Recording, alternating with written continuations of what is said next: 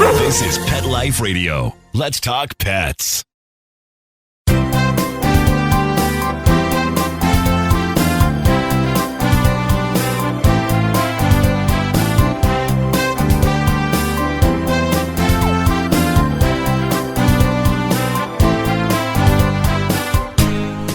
And good morning, good afternoon, wherever you may be at this lovely time on a holiday weekend, Memorial Day, and it is a lovely day here in Southern California, and I know that in Florida it's raining, so hope it's not snowing anywhere. But anyway, but in Texas, did you see that story about the hail? These hails the size of softballs.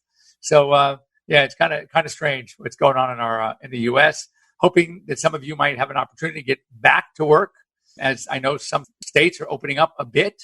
I know here in California, the restrictions are easing up. We're going to just have to, hopefully the people are still smart, still keep your faces covered in social distancing and no unnecessary contact, etc. I know where I'm working. By the way, I am working again. So for those of you who know anybody who is in Southern California, my arrangement has been fixed, modified, and I am now working at a wonderful hospital in West LA. It's called Value Vet on Westwood Boulevard, and I am thrilled to be able to see patients again. I mean, it's amazing. I have done really no marketing yet because it just happened about a week ago, and I have been booked solid. And so I'm just, I'm almost afraid to start putting it out there on social media because then it's going to get crazy. But no, I am thrilled. As I said, I've missed the hands-on practice. I'm doing my AirVet. I'm doing my sort of telemedicine, telehealth platform. It's kept me very busy. And I have a new product line. My Optimum is out and being shipped to my daily canine care. It's not that I haven't been busy. Remember, curbside is a great option. Stay safe. Make sure you're wearing masks and gloves if need be. But it's just still be safe. Don't relax too much because there's a lot we don't know. And the predictions are that we're going to have a second wave in July. I don't see it at this point. But then again, I'm not an infectious disease specialist. But if you speak to those that are, there's still a fear out there. Anyway, we'd like to hear from you. We're here live, as you know, every Sunday morning. So to get a hold of us, a bunch of easy ways. Of course, the simplest, the most old-fashioned, a good telephone call at 877-385-8882. Once again, area code 877-385-8882. But better than that, we have our Zoom channel. If you go on to the website, PetLifeRadio.com, you click on shows, you scroll down to Ask the Vet with Dr. Jeff is the official name, and then you're going to see a link left by Mark Winter, our amazing producer, and he is going to send you directly to our page right here, where I'm so used to using things like this now with my telemedicine, but it really is great. It sort of puts you here without physically being here. In fact, if you're going to go someplace curbside, make sure they're using telemedicine. AirVet is the best one, of course, but make sure telemedicine so you can actually be in the exam room with your pet while your pet is being examined by your veterinarian, and yet you're still in your car. But the feeling is the conversation can go on. You can see, he can show you or she can show you, you can look, you can explain, and it's just the best way to do curbside. So write that down in your book that you want to do telemedicine. So as you know, I like to peruse the news, and some things that just came up, of course.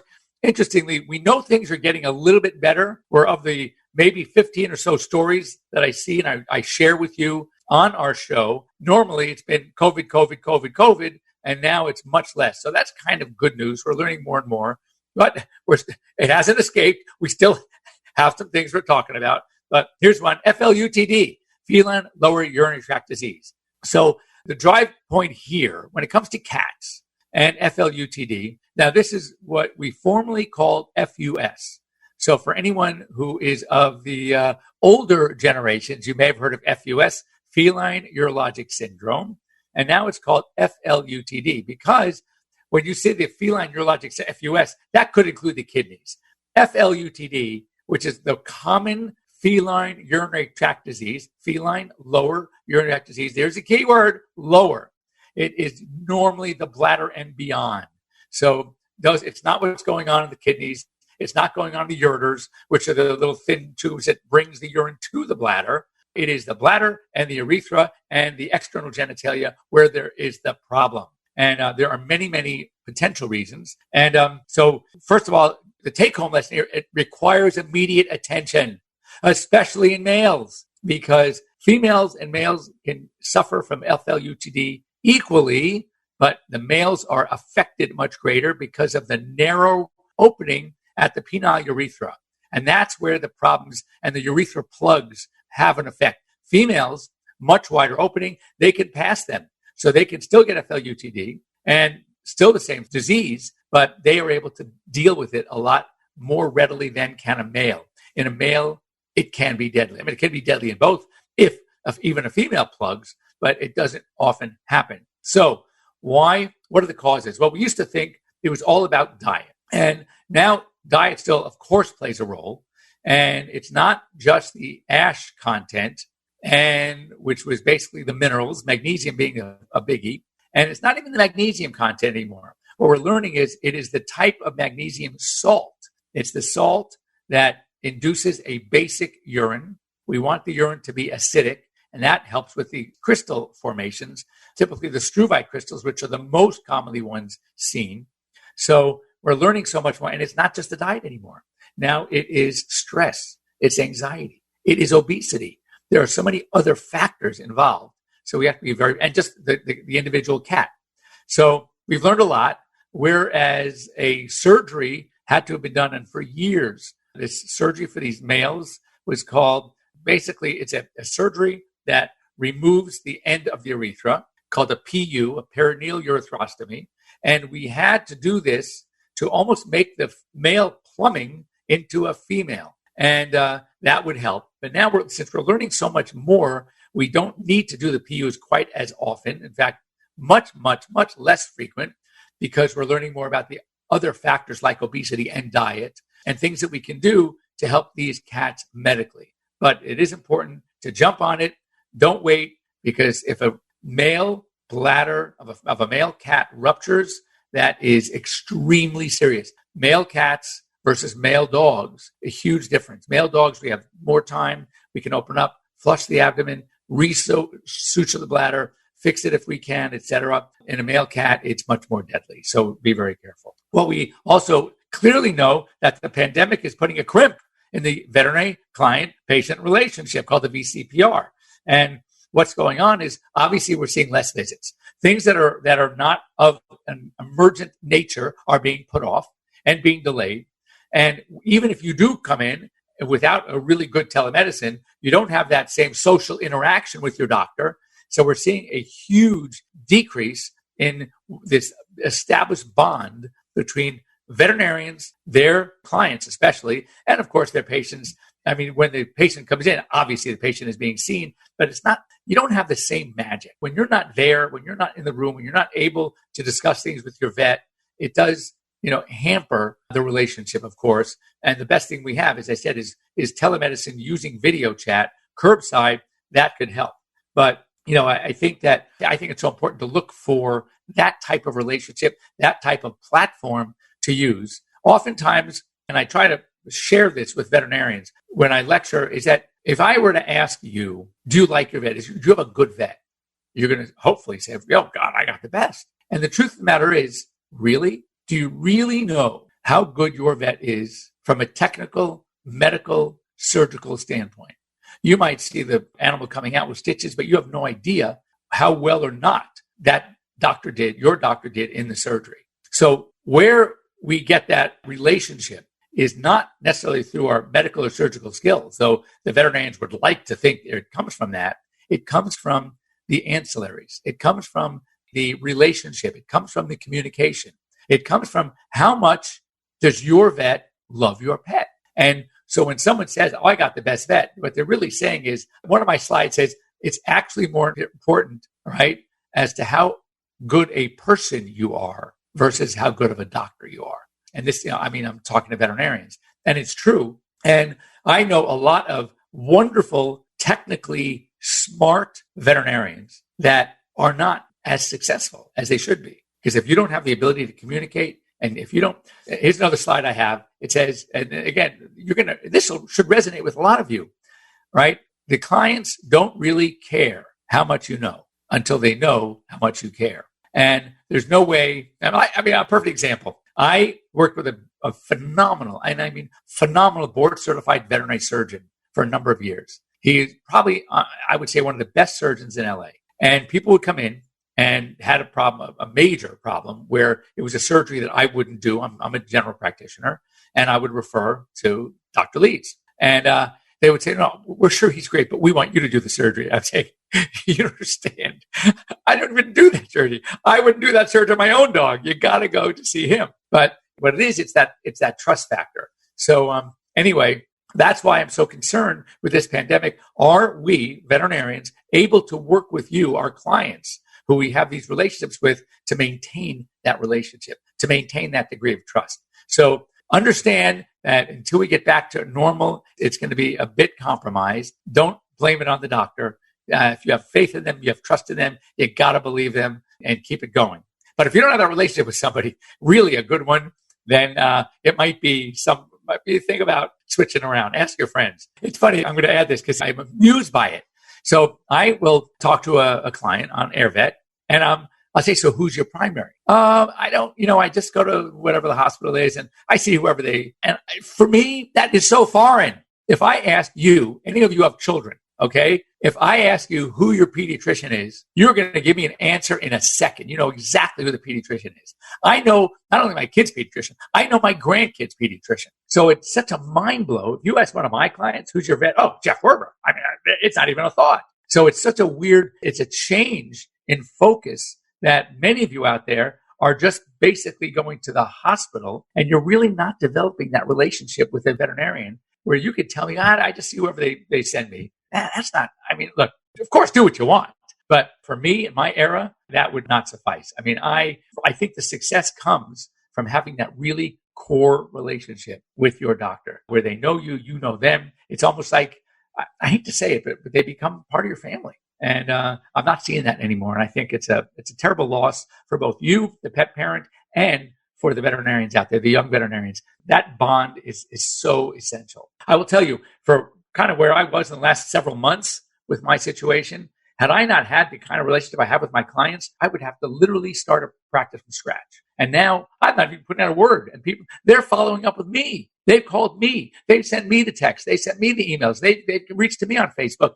Doc, where are you going? Where are you going to be? I need you to see my pet. And that's why I think it's so important. Anyway, enough of soapbox. Homemade diets. So basically, I've always had concern with homemade diets. I mean, look, if you do it right, it's fantastic. The animals usually love it, and you get really high quality ingredients, and you got good quality food. But my problem is balancing the homemade diets. We don't know enough. I don't even know enough as a general practice veterinarian to know exactly how much what to put in. That's the job of a veterinary nutritionist or a veterinarian who literally works with these food companies. But most GPs, and I'm being really honest, we get comparatively to medicine and surgery and diseases, we get so little on nutrition. Now, maybe it's changed over the years, but when I was in vet school 40 years ago, we were not getting this stuff. And so I always defer. I have a very good friend who's a board certified veterinary nutritionist. That means he went to vet school, and then from vet school, he did another 4-year residency in nutrition. He can put together food. Fortunately, there are some sites. There's one that was mentioned called balanceit.com, BALENCEIT.com, and they offer guidelines provided by board certified veterinary nutritionists that could help you put together a well-balanced, including vitamins and minerals, diet for home. In fact, I remember I got a call from my niece once there was a food out there called Pet Plate, and she wanted to know what I thought. It's one of these foods where it's delivery and it's homemade apparently, and it's in a human grade kitchen, etc. And I said, I don't know. I've never heard it. Let me call my friend. So I called Dr. Ed Mosier, who is my very good friend. He is an amazing veterinary nutritionist.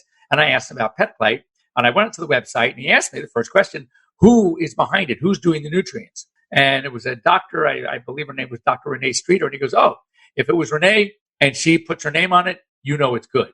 Another board certified nutritionist. And he says, we are we're close colleagues. We're not friends, but I know who she is. She's got a great reputation. And if you have someone like that behind the food, then give your niece the go ahead. That's what it takes. It takes to know who's behind. So just don't do things for the sake of doing them. You got to do your homework. You got to do your research. Next, this is interesting. I learn something all the time. That's why I love these things. As I told you, the lesson from my mentor was don't be such a hotshot. You are a hotshot today, but you need to keep up. Every 5 years, half of what was known as gospel is obsolete, and we're learning more and more and more. This was interesting, that cat's blood actually clots way faster than dog blood. So that gives them a huge advantage if bitten by a poisonous snake. So they say that the reason why cats can survive the bites of venomous snakes, especially if antivenom is given, which gives them even more time, over twofold greater than a dog. I think that's really cool.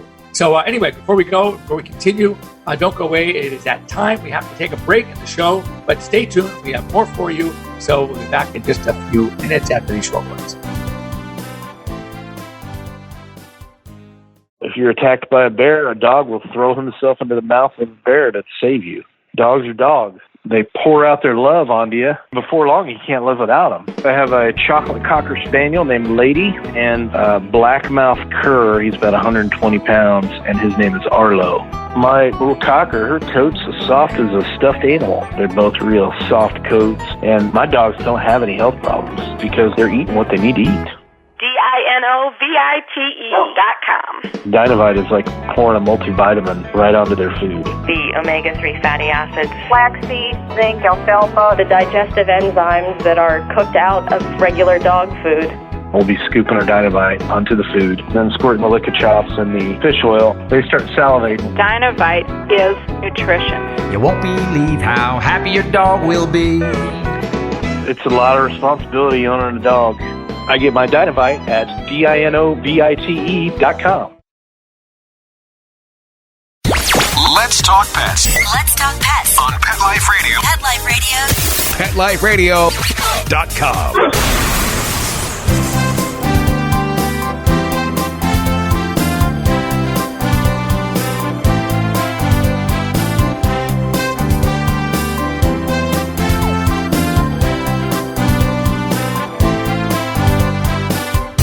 And welcome back. You're here live with Dr. Jeff Werber here on Pet Life Radio's Ask the Vets with Dr. Jeff. And we're here for you, so we'd love to hear from you. If you come on, someone must have some burning questions out there, want to know about their pet. Free advice. Can't complain about free advice. And so anyway, give us a call, 877-385-8882. Better yet, join us here on Zoom. And you can always get a hold of me if you have any questions. If you are shy, you do want to appear with us, you don't even want us to hear you on a phone call, then you can always send me an email to Dr.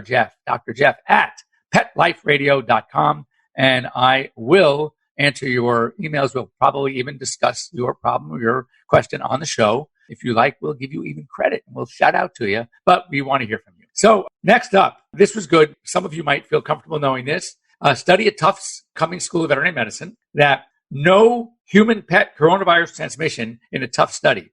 So what they did was they took all of their pets. They did studies now, 529 cases, which is a small number to start, but there were no coronavirus and in any of these pets. So even the pets that the owners that had corona or had tested positive at one point, never anything in the pets. So the feeling is as we know, with no interaction. We talked about cats. Cats is a possibility of getting it from us, but in this tough study, that's how rare it is. And hopefully we're going to learn it's a lot more rare as we continue. But anyway, this is just something to be aware of. We don't want you panicking out there. That's the worst thing you can do. We don't want you getting rid of your pets because you fear that there is a problem. There is no problem with you and your pets. I have my many, and my dogs are sleeping in bed with us. I am not worried. My cats are all over the place, in bed, on our couches, chilling with us. I am not worried. So you shouldn't be worried. You know what? Takes me back to that story, and I believe we talked about this, of the Capnocytophaga. Capnocytophaga is that very rare bacterium that two people have had. There have been two reports in the last year or two where the patient, the victim, if you will, had to have arms and legs amputated. It is a very severe bacterium that literally causes gangrene, eats up the blood supply, and both patients survived, but had to have limbs amputated. Very frightening. And it comes from being licked by your dog. And I remember when I was doing a study and researching about this, because I'd never heard of it. I mean, this was the first time I'd ever heard of it. And that's how rare it is, or that's how stupid I am, one or the other. but I had never heard of it. And it turns out that I spoke to a pediatric infectious disease specialist who has children and dogs. And even she said, my dogs lick my kids all over the place. I am not worried at all. So it has to do, first of all, it's so rare. Secondly, it has to do with the patient itself who has some sort of immunosuppressive disease or is on an immunosuppressive drug. So you'd have to put all the pieces together. Everything would have to be aligned perfectly for this to happen. And so, as I said, the take home is if you have an immunosuppressive disease, if you are on medication, then it might be smart to not have your dogs lick you, but it's not common. Same thing with COVID. Don't get rid of your pets because you think it's a problem. For those horse lovers out there, we know that horses don't do well under anesthesia compared to most of the other animals that we treat. Their anesthesia risk is greater, and therefore anesthesia mortality is greater than most of the other animals we deal with on a regular basis. So, of course, it's always tried to avoid it and when necessary. So what we find is what some of the diseases that require anesthesia most in horses are colic and orthopedic injuries, bone injuries. So thus, we try to be smart when it comes to these animals.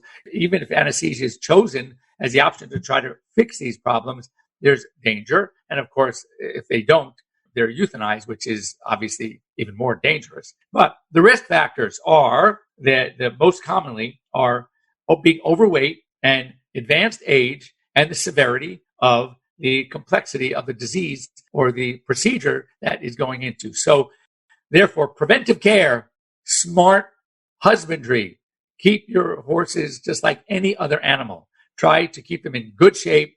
Try to keep them lean. Obese horses are at a much greater risk. And there are certain things from diet, if you can avoid colic. So these are the things. So talk to your veterinarians, your equine veterinarians, about what you can do to keep your horses as healthy as possible. So if under the unfortunate circumstance they need anesthesia, they will have a much better outcome based on that alone. Another thing about COVID, the last two stories are COVID related, if you will. Calls to pet poison hotline are dramatically increased during this crisis. And interestingly, what the number one question? Now remember, the animals are home, so you're home too. So you might be noticing more things. That is a possibility. But except for you being home, maybe walking them more, maybe you can't go to a park. I just can't imagine it's because of a problem happening with the animal. But where does the problem lie? Where are the questions coming from? Household antiseptic agents, household cleansing agents. People are so crazy, not wrong, maybe rightly so, about keeping everything clean. They're taking all those agents out. They're using them. They're wiping things down. They're wiping the pets down. They're washing their shoes. They're washing the walls and the handles. And therefore, the possibility of dogs getting a hold of some of these things is greater, and thus the concerns. So be very careful. As I said, you're not wrong to take those extra steps when necessary, but you just want to make sure that you don't leave things out. Be very safe with them. Put them away. Some of these cleaning agents can be deadly for your pets. So be very, very careful. And lastly, finally, this was good news for us in California. We've talked about the VCPR. We've talked about telemedicine versus telehealth versus teletriage and teleadvice, that in most states, and in general, you realize that it is easier for a medical doctor, an MD, to talk to you on their telemedicine platform and prescribe medication and make a diagnosis. We can't do that. I think only 2 states so far you can.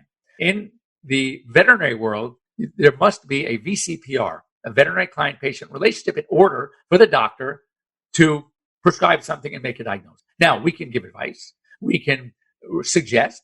I can say to somebody, well, I can't tell you what to do with your pet, but I tell you what I did with one of my patients last week who had very similar presentation. This is what I did. They can draw their own conclusions. We have to be very careful with what we can say. In order to establish a VCPR, there has to be a hands-on exam within a year. And in order to maintain it, it has to be repeated at least once a year. So that means for those of you who want to be able to take advantage of a telemedicine with your doctor, you still have to have your pet in at least once a year. Now, California, in its infinite lack of wisdom, the stupidest state on the planet, not only did you have to have a VCPR, but it had to be of the same condition, meaning that if I had a dog who's had a history of GI problems and I get a call about GI, then I can prescribe something. As long as I've seen the case pet within a year, I have the VCPR, that's okay. But let's say they call because of an injury.